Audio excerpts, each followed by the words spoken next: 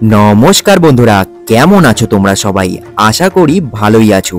দুর্গাপূজা সিরিজের আরও একটা ভিডিওতে তোমাদের সবাইকে স্বাগত।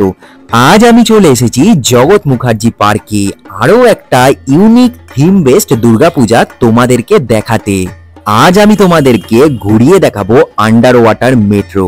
আমার এই দুর্গাপূজা সিরিজের মাধ্যমে তোমাদেরকে এত সুন্দর সুন্দর প্যান্ডেলের সন্ধান দিচ্ছি, তোমরা কিন্তু সাবস্ক্রাইব করছো না। চ্যানেলে প্রথম হয়ে থাকলে তোমার কাছে একটাই রিকোয়েস্ট, একটু সাবস্ক্রাইব করে নাও। চলো শুরু করা যাক আজকের ভিডিও।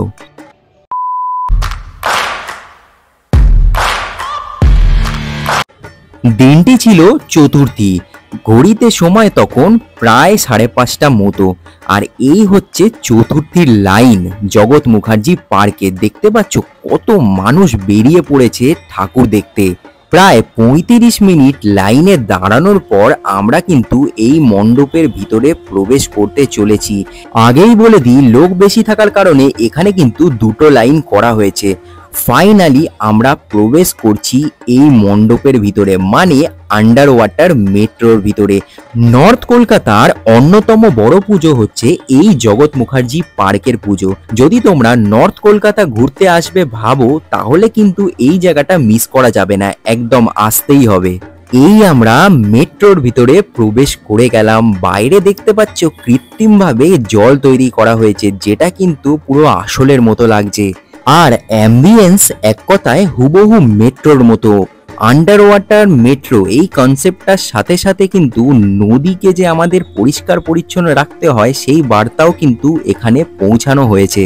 শুধু যে নদী তা নয়, যে কোনো জলাশয়কেই আমাদের পরিষ্কার পরিচ্ছন্ন রাখা উচিত, সেই বার্তাটা এখানে ফুটিয়ে তোলা হয়েছে। বন্ধুরা, ভিডিওটা যদি দেখছো তো চ্যানেলটাকে সাবস্ক্রাইব করতে হবে আর একটা মিষ্টি কমেন্ট করে দিতে হবে, যাতে আমি আরো মোটিভেট ফিল করি নতুন নতুন ভিডিও আর ইনফরমেশন তোমাদের সামনে তুলে ধরার জন্য।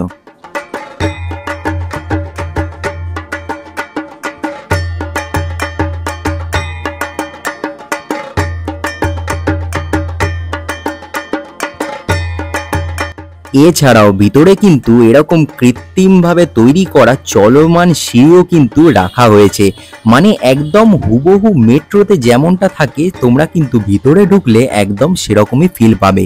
এই চলমান সিঁড়ির পাশ দিয়ে গেলেই কিন্তু তোমরা মায়ের মণ্ডপে প্রবেশ করে নিতে পারবে।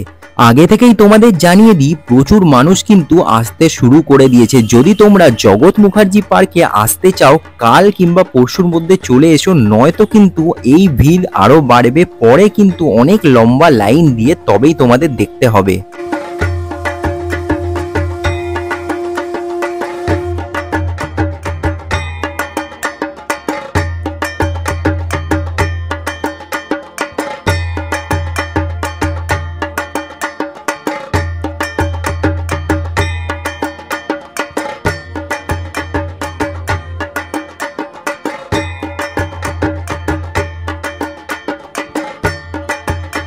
মা দুর্গাকে কিন্তু তোমরা কুমিরের ওপরে বসে থাকতে দেখবে। এছাড়াও লক্ষ্মী, সরস্বতী, কার্তিক, গণেশকে তোমরা নৌকার ওপরে দেখতে পাবে। খুবই একটা সুন্দর ভাবনা এখানে তুলে ধরা হয়েছে আর খুবই ইউনিক লেগেছে পুরো ব্যাপারটা।